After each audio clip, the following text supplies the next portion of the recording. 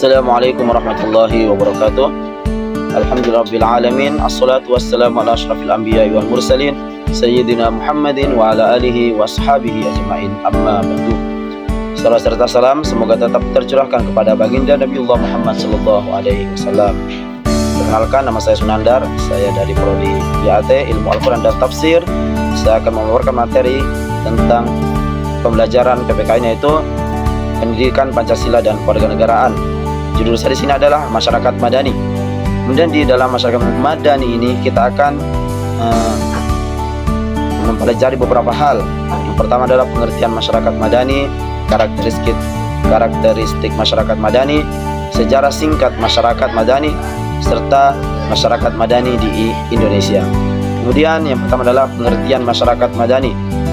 Masyarakat madani adalah konsep yang mengacu pada masyarakat yang memiliki sistem sosial yang dimana masyarakat madani adalah masyarakat yang mandiri, kemudian demokratis, serta memiliki keadilan, kesetaraan, serta kebebasan dalam setiap warga negaranya.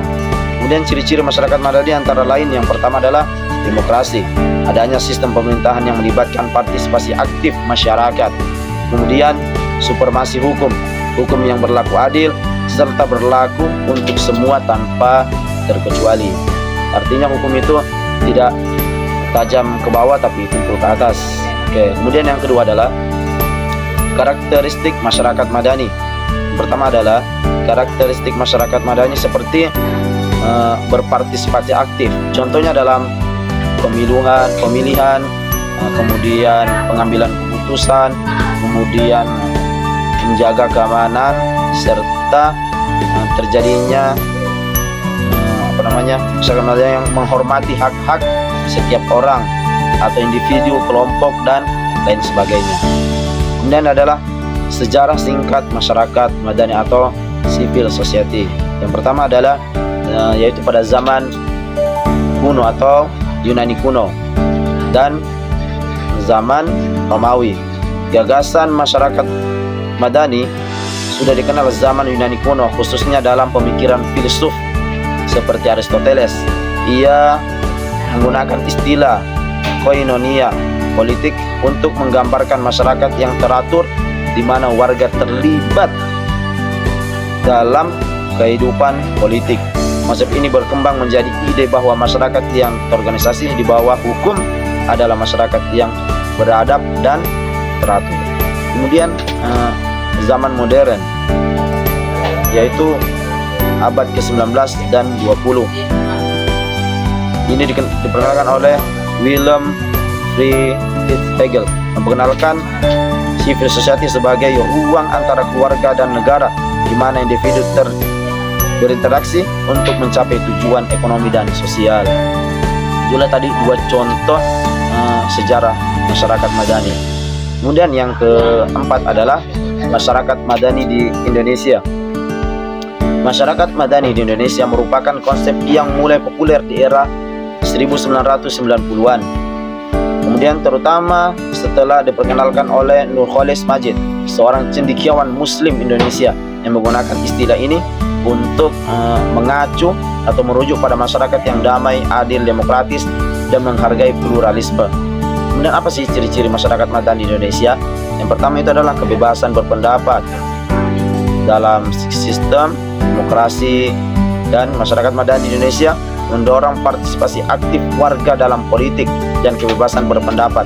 Ini tercermin dalam proses pemilu, kebebasan pers, serta peran kelompok masyarakat sipil dan dalam setiap pengawasan jalannya pemerintahan. Kemudian apalagi perkembangan masyarakat madani Indonesia setelah runtuhnya Orde Baru pada tahun 1998, masyarakat Indonesia mulai merasakan kebebasan yang lebih besar untuk menyuarakan pendapat dan ikut serta dalam proses politik.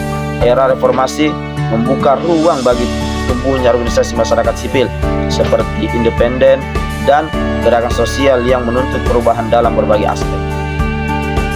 Sudah tadi beberapa pemaparan saya tentang masyarakat madani, mulai dari karakteristik, kemudian pengertian masyarakat madani, kemudian sejarah singkat masyarakat madani, kemudian masyarakat madani di Indonesia.